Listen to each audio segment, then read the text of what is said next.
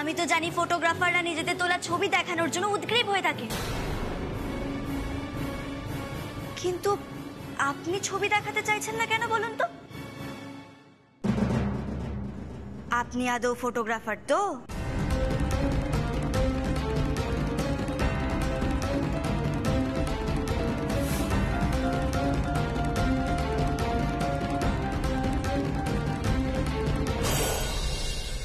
বলছি আপনার কোনো সব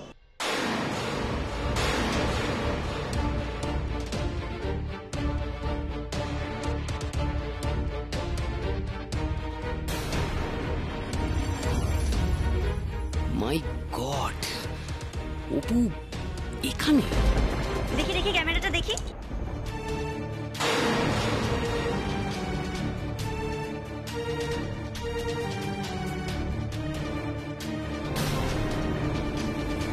লুক, বুনবুন আমি প্লিজ লুক না।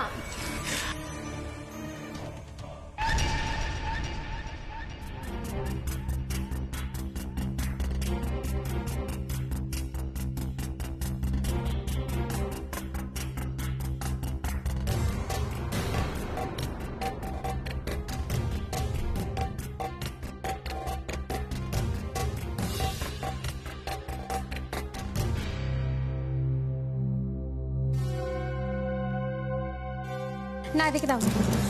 এ কি, আপনি ক্যামেরাটা এভাবে নিয়ে নিলেন কেন হাত থেকে? এবার তো আমার সন্দেহ হচ্ছে।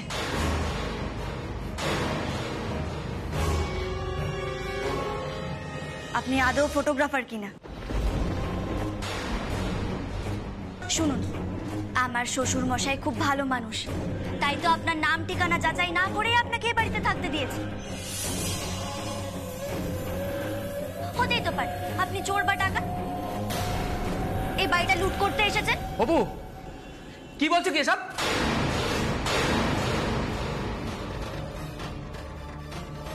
বাবা, জামাই বাবু, একজন অচেনা অজানা মানুষের জন্য আপনি এভাবে রিঅ্যাক্ট করছেন?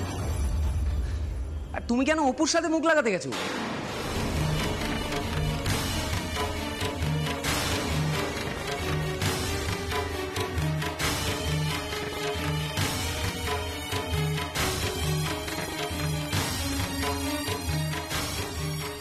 আই মিন, আপনি ওর সাথে কেন কথা বলতে গেছেন? ও বাবা, জামাই বাবু, আপনি ওনার সঙ্গে এমন ভাবে কথা বলছেন যেন ওনাকে অনেক দিন ধরে চেনেন।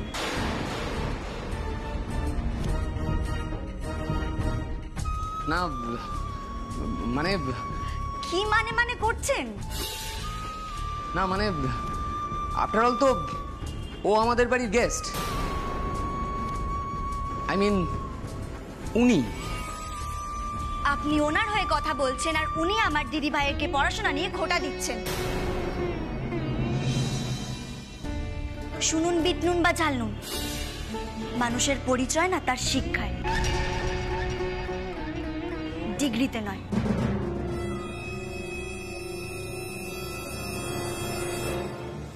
এই শোনো, আমি তোমার কাছ থেকে কিচ্ছু বুঝতে চাই না। বুঝতে হবে, আপনি না বুঝলেও আমাদেরকে বুঝতে হবে যে আপনি কে। আমি তো আপনাকে দেখে কেমন যেন একটা রহস্যের গন্ধ পাচ্ছি।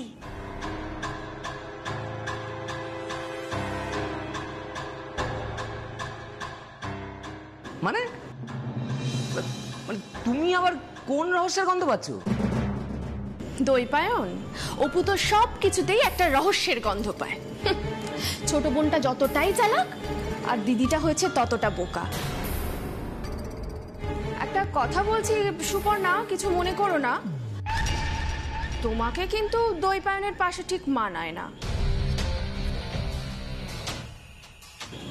ওর পাশে তো মুনমুনের মতন একটা মেয়েকেই মানায়।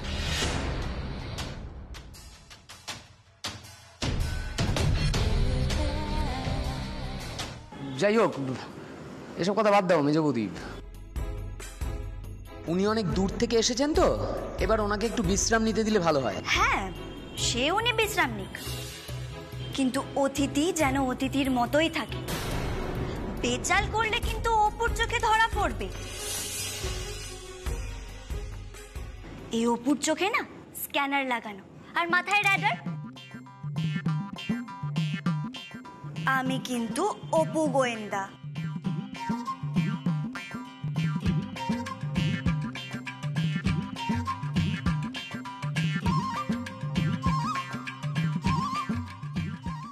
তুই শুধু শুধু মেয়েটার সাথে কেন মুখ লাগাতে গেলি বলতো?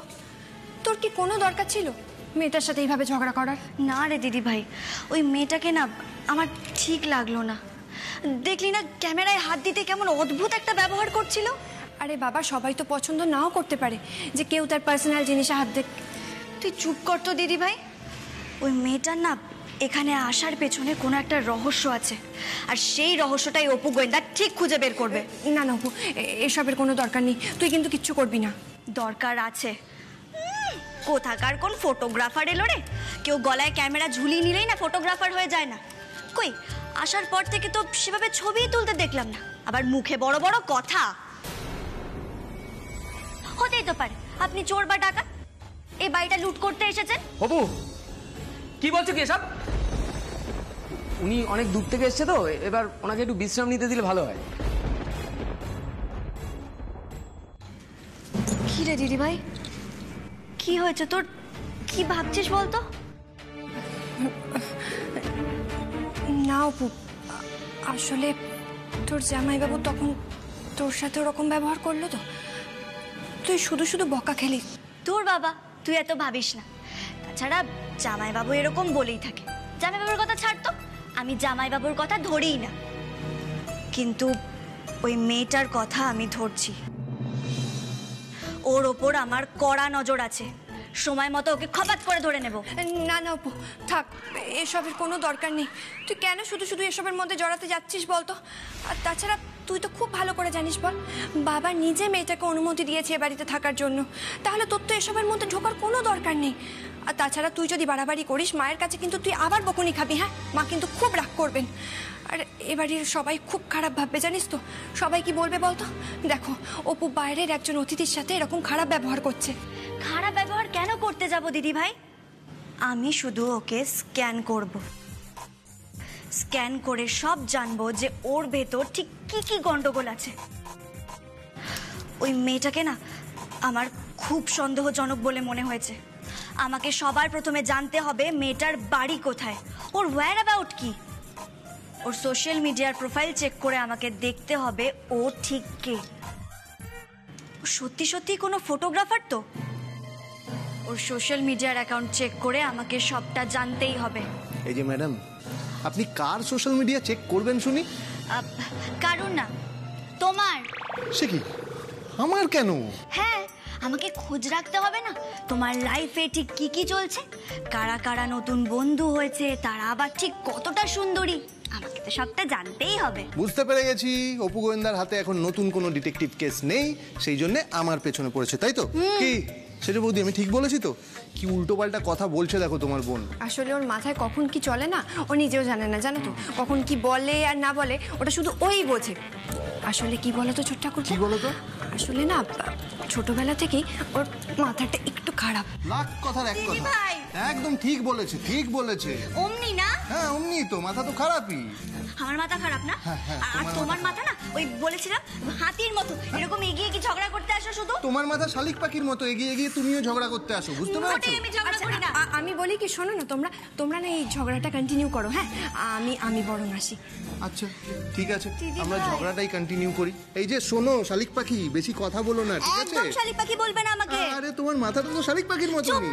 আমি বলছি শোনো, তুমি এই কথাগুলো না এই দেওয়াল, থাম, সিঁড়ি তাদের সাথে বলো। অপু চললো, এ কি, অপু আর তোমার সঙ্গে জীবনেও কথা বলবে না। এরকম বলে না অপু। অপু শোনো শোনো অপু, আরে এই মেয়েটা না সত্যি কথা।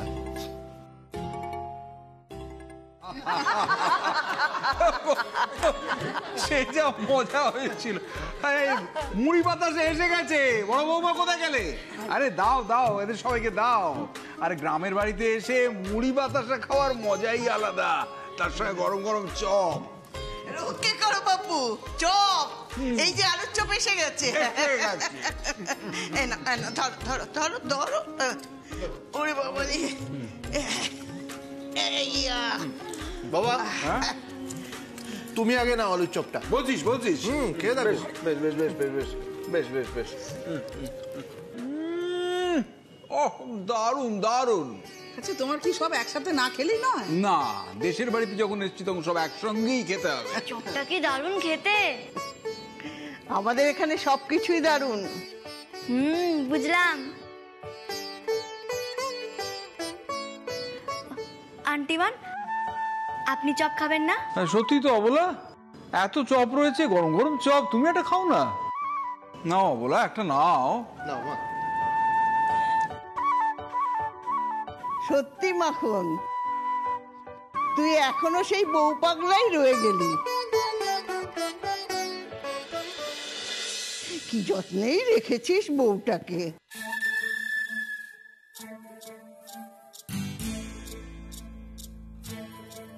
অবশ্য দেখেই বোঝা যায় কি চেহারাই হয়েছে তেঁতুল বউয়ের।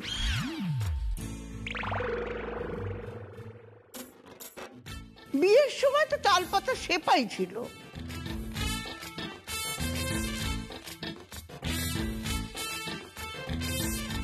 আমাদের মাখন কিন্তু এখনো সেই রাজপুত্রের মতোই দেখতে আছে।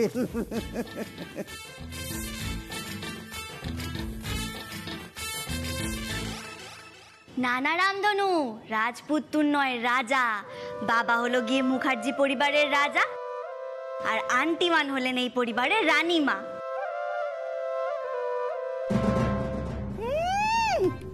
অমনি ধানি লঙ্কার মুখে খই পড়তে শুরু করে দিল। শাশুড়িকে তোয়াজ করে কথা বলতে আরম্ভ করেছে। ভালো করে চেয়ে দেখ তেঁতুল বউয়ের দিকে। চেহারা যত ভারী হবে, রোগ ব্যাধি ততই ভালো করে ঘিরে ধরবে। হাঁটুর ব্যথা, কোমরের ব্যথা, গ্যাস, অম্বল, আরো কত কি হবে।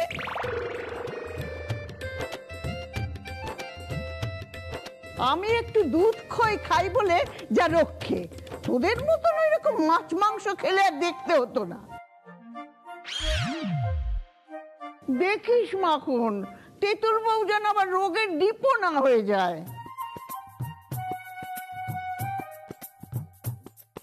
আর কি বলবো রাঙা পিসি, এখানে আসার আগে তো মায়ের 15,000 টাকা দিয়ে টেস্ট করানো হয়েছে। তবে রক্ষে করো বাপু। বলছি তোরা খা, তোমরা খাও, আমি বরঞ্চ উঠি। কেন আন্টিমান, আপনি কেন চলে যাবেন? আর যাবেন কেন, সত্যি কথা শুনে অপমানে লেগেছে।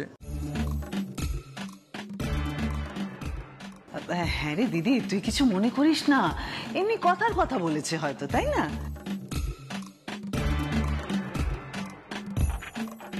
এরকম কথা কাউকে বলতে আছে রামধনু?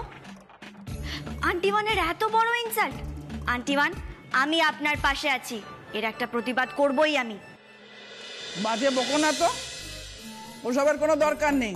দরকার আছে আন্টিমান, আর আপনি সবাইকে ফিট হয়ে দেখিয়ে দিন তো। ওসবে কাজ নেই আমার। তা বললে তো হবে না। এই Apu dietician, Apu gym trainer আপনাকে শরীর নিয়ে আর হেলাফেলা করতে দেবে না।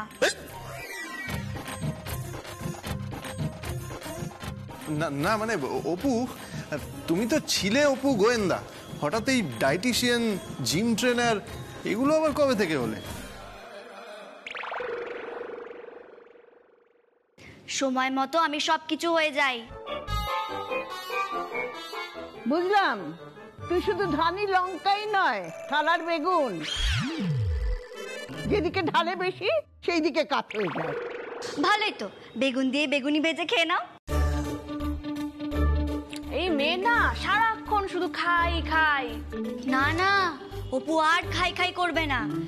এখন থেকে অপুর জীবনের একটাই লক্ষ্য, আন্টিওয়ানকে ফিট রাখা, আন্টিওয়ানকে সুস্থ রাখা। আর আন্টিওয়ান, এই কারণে আজ থেকে আপনাকে আমার কথা মেনে চলতে হবে। অপু, আমাদের এই দেশের বাড়ির চারিদিকে এত সবুজের সমাহার, এত খোলামেলা পরিবেশ, এখানে কদিন কেউ যদি থাকে এমনি শরীর ভালো হয়ে যাবে।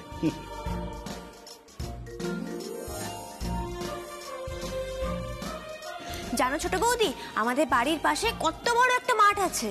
হ্যাঁ, ছাদের উপর থেকে তখন দেখছিলাম, বিশাল বড় মাঠ। ওই মাঠটার কি নাম জানিস মা? না, কি নাম গো বাবা? ওই মাঠটার নাম হচ্ছে তেপান্তরের মাঠ।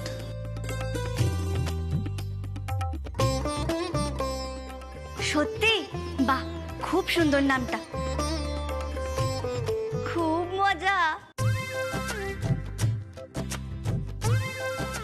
ওমা, এতে আবার মজার কি আছে অপু? মজা আছে, কাল ওই তেপান্তরের মাঠে আমি আন্টি ওয়ানকে নিয়ে যাব, মর্নিং ওয়াক করাবো।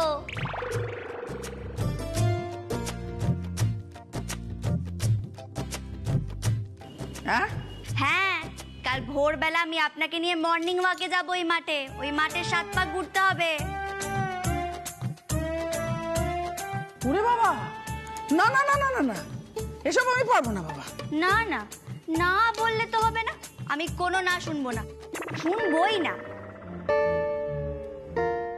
দাঁড়াও দাঁড়াও মা। আচ্ছা অপু, আমাকে একটা কথা বলো তো, তুমি যে মাকে বলছো ওই মাঠে নিয়ে যাবে হাঁটাতে, তুমি নিজে ভোরবেলা উঠতে পারবে? হ্যাঁ, আমি আন্টি ওয়ানের জন্য সব করতে পারি।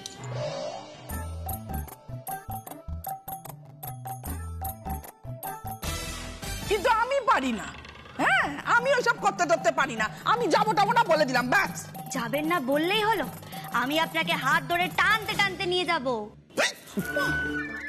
রক্ষে করো বাপু, সত্যি বাবা রক্ষা করো। আরে বাবা, সেই রক্ষে পাওয়ার জন্যই তো বলা, বিভিন্ন রোগ ব্যাধির হাত থেকে রক্ষে পাওয়ার জন্যই তো মর্নিং ওয়াকে যেতে হবে।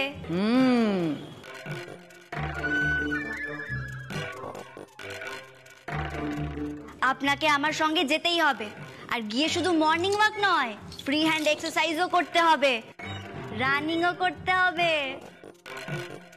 কি কি কি হবে? কি হবে? রানিং মা, রানিং রানিং মানে দৌড়তে হবে। দাঁড়ান, আমি দেখাচ্ছি।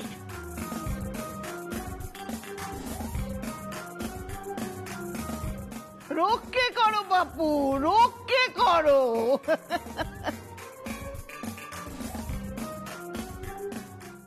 হ্যাঁ, কি দৌড়তে হবে?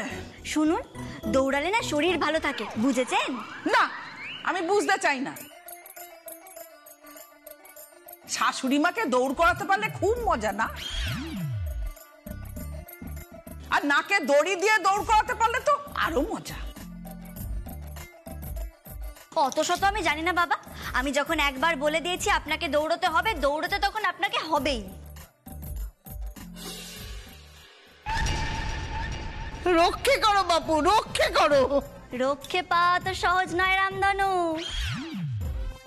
এই, তুমি বললেই আমাকে দৌড়াতে হবে? হ্যাঁ, বাড়ির বউ কাক ভরে ওঠে মাঠে দৌড়াচ্ছে শাড়ি পরে। কি বুদ্ধি। আচ্ছা বেশ, শাড়ি পরে দৌড়তে অসুবিধে হলে সালোয়ার কামিজ পরে দৌড়বেন।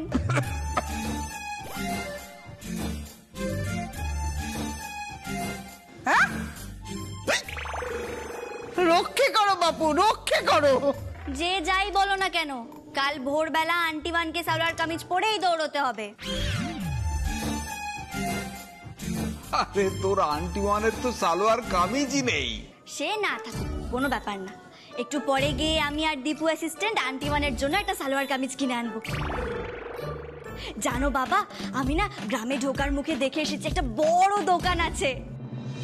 তুমি একটা কেন, 1000টা সালোয়ার কামিজ কিনে আনলেও না আমি ওইটা পরে দৌড়াবো না। সাত সকালে একা একা দৌড়াতে আমার বই গেছে। দোকা হলে দৌড়াবেন তো?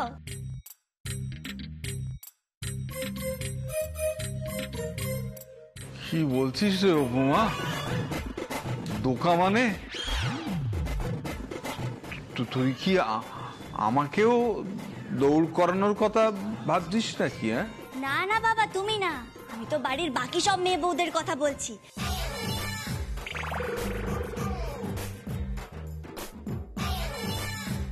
কাল ভোরবেলা থেকে এই বাড়ির সব মেয়ে বউরা সালোয়ার কামিজ আর রানিং শু পরে ওই তেপান্তরের মাঠে দৌড়তে যাবে,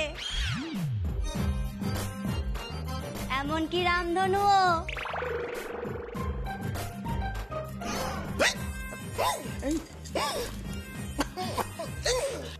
সে তোমরা বিষম খাও, হেঁচকি তোলো, কাশো, যা খুশি করো, দৌড়ে তো তোমাদের যেতেই হবে। না না তা হয় না। কেন হয় না সেজ বৌমা, কেন হয় না? অপু তো ঠিক কথাই বলেছে, শরীর ফিট রাখাটা খুব দরকার। আমিও তোমাদের সঙ্গে যেতে চাই, আমাকে নিয়ে যাবে না অপু? অবশ্যই, আপনিও যাবেন আন্টি টু।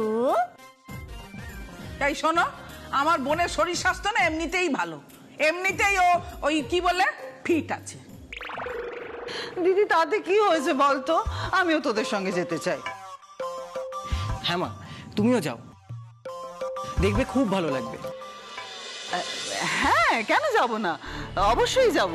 আমার তো প্ল্যানটা শুনেই খুব বেশ এক্সাইটমেন্ট হচ্ছে, থ্রিল লাগছে।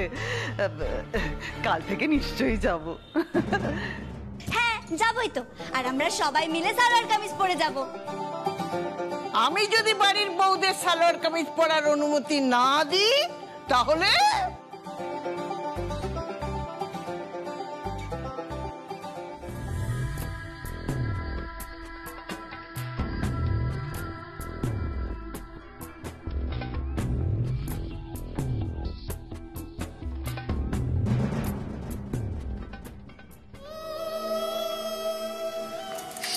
কি হয়েছে কি মা? তুমি ও ঘর থেকে এভাবে ইশারা করে আমায় ডেকে আনলে কেন? ওরা যদি সবাই সবকিছু বুঝে যেত তাহলে কি হতো বলো তো? আরে চুপ কর তো, কেউ কিছু বুঝতে পারতো না। আমার মাথায় দারুণ একটা প্ল্যান এসেছে। প্ল্যান? প্ল্যান করেছি আমি, কিন্তু কাজটা তো তোকে করতে হবে। কাজ? কি কাজ?